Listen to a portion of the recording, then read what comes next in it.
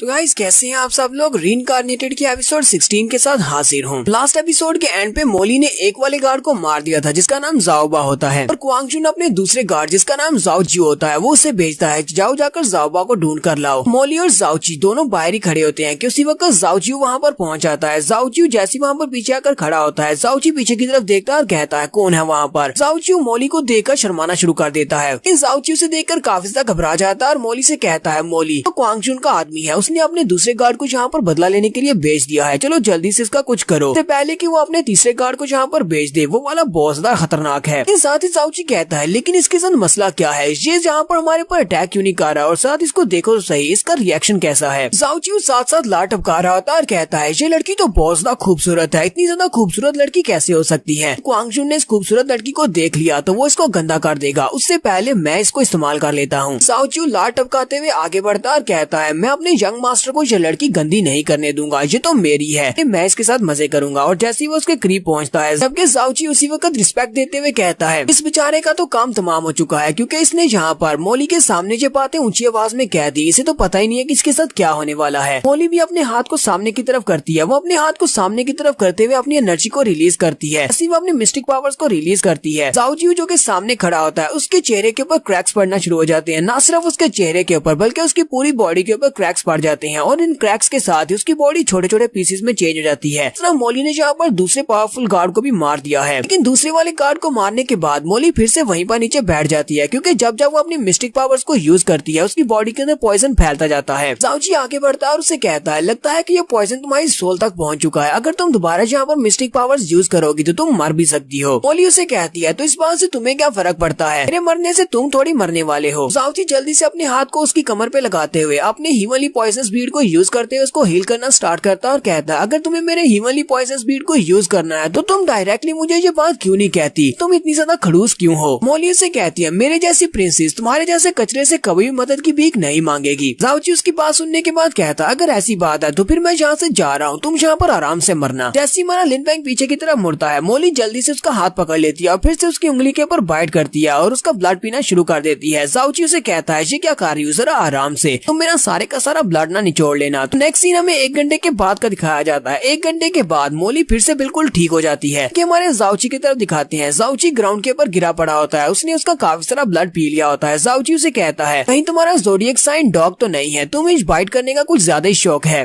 मोली जाओची से कहती है ये सब कुछ तुम्हारी वजह से हो रहा है, तुम बहुत बड़े कचरे हो, बेकार इंसान हो, तुम्हारे पास मिस्टिक पावर्स ही नहीं है तुम अपने आप को बचा सको, तुम्हें बचाने के लिए मुझे बार बार अपनी हालत खराब करना पड़ रही है। जाओची चिल्लाकर उसे कहता है अपनी बकवास बंद करो, तुम मुझे कचरा कह रही हो, तुम कहती हो कि मैं बिल्कुल बेकार हूँ, अगर मैं इतना ही बेकार हूँ फिर मैंने 2 बार तुम्हारी जान कैसे बचाई, मैं यहाँ पर नहीं होता तो अब तक तुम मर चुकी होती। फिर साथ ही वो दोनों एक दूसरे को घूर कर देखते हैं। उसके बाद जाओची उसे कहता है अच्छा ठीक है, मैं अपनी पूरी कोशिश करूंगा ताकि मैं अपनी मिस्टिक मेरिडियंस को दोबारा से रिपेयर कर सकूं, ताकि तुम्हें दोबारा से मेरी जान बचाने के लिए अपनी जान को खतरे में ना डालना पड़े। मोली उसे कहती है तुम्हारी मेरिडियंस तुम्हारे बचपन से ही ब्लॉक कर दी गई है, यहाँ पे तोड़ दी गई है, तो तुम उनको रिपेयर कर भी लेते हो तो इससे ज्यादा कोई फर्क नहीं पड़ेगा, तब भी तुम एक कचरा ही रहोगे क्योंकि तुम्हारे पास इतनी मिस्टिक पावर्स नहीं है और ना ही वो किसी काम की है। जाओची उसे कहता है तो फिर तुम्हारा प्लान क्या है, क्या तुम अपनी बाकी की सारी जिंदगी यहाँ पर मुझे प्रोटेक्ट करना चाहती हो, तो क्या तुम मेरी गार्डियन बनोगी। मोली उसे कहती है नहीं मैं ऐसा भी नहीं करने वाली, तुम्हें तो बहुत ज्यादा खुश होना चाहिए क्योंकि ये प्रिंसेस तुम्हें मेरिडियंस का एक नया सेट देने वाली है। हमारी बॉडी के अंदर जो टूटी फूटी मेरिडियंस है मैं उनको चेंज कर दूंगी ऐसी मेरिडियंस के साथ जिन मेरिडियंस की मदद से तुम गॉड लेवल तक पहुँच सकते हो। जाओची उसकी बात सुन के बहुत ज्यादा हैरान होता है और लोली से कहता है क्या वाकई में ऐसा हो सकता है, क्या मेरे पास ऐसी मिस्टिक मेरिडियंस आ सकती हैं जिनसे मैं गॉड लेवल तक पहुंच सकता हूं। मोली उसे कहती है मेरे जैसी प्रिंसेस को तुम्हारे जैसे कचरे के साथ मजाक करने का कोई भी शौक नहीं है, मैं तुम्हें सच कह रही हूँ, मैं तुम्हारी मेरिडियंस को चेंज कर सकती हूँ, मैं तुम्हें नई मेरिडियंस दे सकती हूँ, लेकिन इसके लिए पहले तुम्हें 3 चीजों का वादा करना होगा, तुम्हें मेरे लिए 3 काम करने पड़ेंगे। जाओची उसकी बात सुनने के बाद सोच रहा होता है इस लड़की के पास मुझसे झूठ बोलने की कोई भी वजह नहीं है, ये बहुत ज्यादा स्ट्रॉन्ग है क्योंकि इसके पास अपनी इतनी ज्यादा पावर्स हैं, ऐसी पावर्स मैंने पहले कभी किसी के पास नहीं देखी और ऊपर से इसे जिस पॉइजन के साथ पॉइजन दिया गया है वो भी बहुत ज्यादा हॉरिफाइंग है, मैंने ऐसा पॉइजन पहले कभी नहीं देखा, अगर इसने मुझे नई मेरिडियंस देने की बात की है तो ऐसा हो सकता है। जाओची उसे कहता है ठीक है मैं तुम्हारी तीनों कंडीशंस को पूरा करूंगा, मतलब मुझे जल्दी से बताओ कि तुम्हारी तीनों कंडीशंस कौन सी हैं। मोली उसे कहती है तो मेरी पहली कंडीशन ये है कि तुम्हें मेरे लिए 3 चीजों को ढूंढना होगा। उसे यहाँ पर 3 चीजों के बारे में बताती है। वो उसे कहती है तुम्हें सबसे पहले नेदर वर्ल्ड की उडम्बरा फ्लावर को ढूंढना पड़ेगा। दूसरे नंबर पर मुझे 3 कोर्स चाहिए जो कि ऐसे मिस्टिकल बीस्ट की होनी चाहिए जो कि अपनी टायरानिकल लेवल पार होने चाहिए और इसके अलावा मुझे पर्पल डिवाइन क्रिस्टल चाहिए, वो भी 35 किलो। जाओची उसकी बात सुनते ही बहुत हैरान हो जाता है और चिल्लाकर उसे कहता है, क्या तुमने मुझे पागल समझा है या फिर तुम जहाँ पर मेरे साथ मजाक कर रही हो? तुम चाहती हो कि मैं तुम्हारे लिए 3 कोर्स लेकर आऊँ जो कि मिस्टिकल बीस्ट की होनी चाहिए, जो अपनी टायरानिकल स्टेज पर हो। तुम्हें लगता है कि इस दुनिया में कोई ऐसा भी होगा जो कि टायरानिकल मिस्टिक बीस्ट को मारकर उसकी बॉडी के अंदर से कोर्स लाने के लिए राजी हो जाएगा? और ऊपर से तुम चाहती हो कि मैं तुम्हारे लिए एक नहीं बल्कि 3 ऐसे कोर्स लेकर आऊँ। दूसरे नंबर पर तुम्हें डिवाइन पर्पल क्रिस्टल के 35 किलो चाहिए। क्या तुम्हें अंदाजा भी है तुम क्या मांग रही हो? हमारे पूरे के पूरे कंट्री में 35 किलोज नहीं होंगे। मैं इतना ज्यादा डिवाइन क्रिस्टल कहाँ से लेकर आऊंगा? नेदरवर्ल्ड के उंडब्रा फ्लावर के बारे में कहा जाता है कि वो इस दुनिया की सबसे ज्यादा पावरफुल जिन एंड जिंग इवल थिंग है। तुम चाहती हो कि मैं वो चीज तुम्हारे लिए ढूंढ कर लाऊं। वो इतनी ज्यादा पावरफुल है कि अगर मैं उसके करीब भी जाऊंगा तो मैं मारा जाऊंगा, क्योंकि वो इतनी ज्यादा पावरफुल है। उसके इर्द गिर्द की जो हवा होती है वो बहुत ज्यादा पॉइजनस होती है, इसलिए वहाँ पर कोई भी नहीं जा सकता। वो हवा भी मेरे जैसे इंसान को मारने के लिए काफी है। प्रिंसेस जाओची से कहती है, ये सारा मेरा मसला नहीं है, ये सारी चीजें तुम्हें मुझे ढूंढ कर देनी पड़ेंगी। ये तो मेरी फर्स्ट कंडीशन है, अभी 2 कंडीशंस बाकी हैं, तो क्या तुम इस डील को लेने के लिए तैयार हो या नहीं? जाओची उसे कहता है, हाँ मैं इस डील को लेने को तैयार हूँ। अपनी बाकी की सारी जिंदगी कचरे की तरह नहीं गुजारना चाहता, मुझे नई मेरिडियंस चाहिए। ठीक है, मैं तुम्हारी इस डील को एक्सेप्ट करता हूँ। मोली उसे कहती है, ठीक है मैं तुम्हें सेकंड कंडीशन के बारे में बताती हूँ। मोली उसे कहती है, तुम्हें तुम्हारी नई मेरिडियंस मिलने के बाद 30 साल की उम्र में सॉवरियन लेवल तक पहुँचना पड़ेगा। जाओची उसे कहता है, तुम चाहती हो कि मैं सॉवरियन मिस्टिक राम तक पहुँचूं, जो कि सबसे ज्यादा हाईएस्ट मिस्टिक राम है। सॉवरियन मिस्टिक लेवल तक पहुँचने के बाद हम लोग गॉड लेवल तक पहुँच सकते हैं। जाओची उसे कहता है, ठीक है मैं तुम्हारी इस कंडीशन को भी एक्सेप्ट कर लेता हूँ, लेकिन मैं ये जानना चाहता हूँ ऐसा क्यों? तो मोली जाओची से कहती है, किसी का लाइफ स्पैन उसके मिस्टिक कल्टीवेशन के साथ जुड़ा होता है। जितनी ज्यादा तुम्हारी कल्टीवेशन हाई होगी उतना ज्यादा तुम्हारा लाइफ स्पैन हाई होता जाएगा। तुम्हारा लाइफ स्पैन जो होता है वही तुम्हारी लाइफ फोर्स होती है। इस वक्त मैं अपनी बहुत ज्यादा कम लाइफ फोर्स को यूज कर पा रही हूँ, क्योंकि ये मेरी आधी लाइफ फोर्स है। मुझे इसके लिए बहुत ज्यादा लाइफ फोर्स की जरूरत है ताकि मैं अपने लिए एक नई बॉडी क्रिएट कर सकूं। मुझे अपने लिए एक नई बॉडी चाहिए। अब क्योंकि मेरी किस्मत तुम्हारे साथ जुड़ चुकी है, जब तक तुम अपनी कल्टीवेशन को नहीं बढ़ाओगे तब तक मेरी लाइफ फोर्स भी नहीं बढ़ पाएगी। जाओची उसकी बात सुनने के बाद बहुत ज्यादा हैरान होता है और कहता है, हमारी दुनिया में मिस्टिक कल्टीवेशन लेवल्स में सॉवरियन लेवल सबसे हाईएस्ट लेवल है जो कोई अचीव कर सकता है, क्योंकि उसके बाद तो गॉड लेवल आता है। ये जहाँ पर सॉवरियन लेवल तक पहुँचना चाहती है ताकि ये अपने लिए एक नई बॉडी क्रिएट कर सके। इसका मतलब यह है कि ये सॉवरियन लेवल से भी ज्यादा पावरफुल है। जाओची कहता है, लेकिन ऐसा कैसे हो सकता है? ये तो एक छोटी सी बच्ची है, इसकी कल्टीवेशन इतनी ज्यादा हाई कैसे हो सकती है? हो सकता है कि इसने मेरे सामने बात को एक्सप्लेन करने में बात को घुमा फिरा दिया हो, इसलिए मुझे समझ ना आ रही हो। मोली जाओची से कहती है, क्या तुम सिर्फ इतनी सी टास्क को सुनने के बाद घबरा गए हो? अभी मेरी फाइनल कंडीशन बाकी है। चलो मैं तुम्हें अपनी फाइनल कंडीशन के बारे में बताती हूँ। वो उसे इशारा करती है और कहती है, चलो जल्दी से मेरे सामने झुको। मेरे सामने अपना सर झुकाना होगा और तुम्हें मेरा डिसाइपल बनना होगा। तो यही मेरी तीसरी और आखिरी कंडीशन है। जाओची उसकी बात सुनने के बाद बहुत ज्यादा हैरान हो जाता है। मोली उसे कहती है, क्या हुआ? तुम्हारे चेहरे के एक्सप्रेशन देखकर तो लगते हैं जैसे कि तुम मेरी तीसरी कंडीशन को एक्सेप्ट नहीं करना चाहते। जाओची उसे कहता है, क्या मैं तुम्हारी उम्र जान सकता हूँ कि इस वक्त तुम्हारी एज क्या है? मोली उसे कहती है, मेरी एज 13 है। जाओची उसे घूर घूर कर देख रहा होता है, क्योंकि जाओची की उम्र 16 है, वो उससे बड़ा है। तो जाओची किसी छोटी के सामने अपना सर नहीं झुकाने वाला। वो चिल्लाकर उसे कहता है, अपनी बकवास बंद करो, तुम मुझसे 3 साल छोटी हो और तुम चाहती हो कि मैं यहाँ पर तुम्हें अपना मास्टर एक्सेप्ट कर लूँ। मोली उसे कहती है, तो क्या तुम्हें नहीं पता कि इस दुनिया में सिर्फ स्ट्रेंथ ही रूल करती है? पर से क्या फर्क पड़ता है? तुम्हें पता है कि मैं तुमसे ज्यादा स्ट्रॉन्ग हूँ, तो फिर मैं तुम्हारी मास्टर बन सकती हूँ, इसलिए जल्दी से मेरे सामने अपने घुटने टेको। जाओची उसे कहता है, ठीक है मैं तुम्हें अपनी मास्टर मान सकता हूँ, लेकिन मैं तुम्हारे सामने अपना सर नहीं झुकाऊंगा, क्योंकि मैं किसी छोटी के सामने अपना सर नहीं झुकाने वाला। मोली उसे कहती है, लेकिन इसकी वजह क्या है? तुम मेरे सामने क्यों अपना सर नहीं झुकाओगे? जाओची चिल्लाकर उसे कहता है, मैं सिर्फ 3 लोगों के सामने अपना सर झुकाऊंगा, अपने बड़ों के सामने, उन लोगों के सामने जिन्होंने मेरी जान बचाई हो, और तीसरा सिर्फ अपनी वाइफ के सामने। लेकिन तुम्हारे जैसी छोटी लड़की के सामने मेरी प्राइड मुझे सर नहीं झुकाने देगी, क्योंकि मैं तुमसे बड़ा हूँ, इसी वजह से मैं तुम्हारे सामने अपना सर नहीं झुकाऊंगा। मेरी भी कोई इज्जत है। मोली आगे से हंसना शुरू कर देती है और कहती है, अच्छा तो तुम्हें जहाँ पर अपनी इज्जत की परवाह है। वो आगे बढ़ती है और उसके कंधे के ऊपर अपना हाथ रखती है और अपनी स्ट्रेंथ के साथ उसे नीचे की तरफ झुका देती है और जाओची से कहती है, तुम्हें किसने कह दिया कि तुम किसी छोटे के सामने सर नहीं झुकाओगे? यहाँ पर स्ट्रेंथ के सामने अपना सर झुका रहे हो। जाओची ग्राउंड के ऊपर अपना घुटना टेक देता है, जबकि मोली अपने हाथ के साथ उसको ऊपर से प्रेशर डाल रही होती है। जाओची कहता है, ये तो बहुत ज्यादा स्ट्रॉन्ग है, लेकिन मैं भी यहाँ पर नीचे नहीं झुकने वाला। मोली जाओची से कहती है, चलो जल्दी से मेरे सामने अपना माथा रगड़ो, उसके बाद मैं तुम्हें ऑफिशियली अपना डिसाइपल बना लूंगी। मेरे सामने सर झुकाने से ना सिर्फ मैं यहाँ पर तुम्हें नई मेरिडियंस का सेट दूंगी, इसके अलावा मैं तुम्हें काफी सारी मिस्टिक कल्टीवेशन टेक्निक्स भी सिखाऊंगी। वो सारी की सारी मिस्टिक कल्टीवेशन टेक्निक्स बहुत ज्यादा पावरफुल होंगी। तुम्हारा जाओची अभी भी उसके सामने अड़ा हुआ होता है। वो उसे कहता है, नहीं मैं तुम्हारे सामने कभी भी अपना सर नहीं झुकाऊंगा और ना ही अपना माथा रगड़ूंगा। अरे जैसी छोटी लड़की के सामने तो बिल्कुल भी नहीं, चाहे मुझे अपनी सारी की सारी जिंदगी कचरा ही रहना पड़े, मैं अपनी मेरिडियंस को ठीक नहीं करना चाहता। ये आगे से फिर से हंसना शुरू कर देती है और कहती है, अच्छा तो तो ऐसी बात है, लगता है तुम ऐसे नहीं मानोगे। तुम अपने पाँव को उठाती है और उसके कंधे के ऊपर रखते हुए उसको नीचे की तरफ दबा देती है। वो जाओची को ग्राउंड के ऊपर पटक देती है और जाओची का माथा ग्राउंड के ऊपर लगता है। तो फाइनली मॉली ने जाओची को अपने सामने झुका ही लिया है। तो नेक्स्ट एपिसोड में देखेंगे क्या जाओची इस बात को एक्सेप्ट करेगा, क्या वो मॉली को अपना मास्टर मारने को तैयार होगा या नहीं। एपिसोड की एक्सप्लेनेशन अच्छी लगी हो तो कमेंट करके जरूर बताइएगा। चैनल को सब्सक्राइब कर दें, वीडियो को लाइक और शेयर कर दें। शुक्रिया।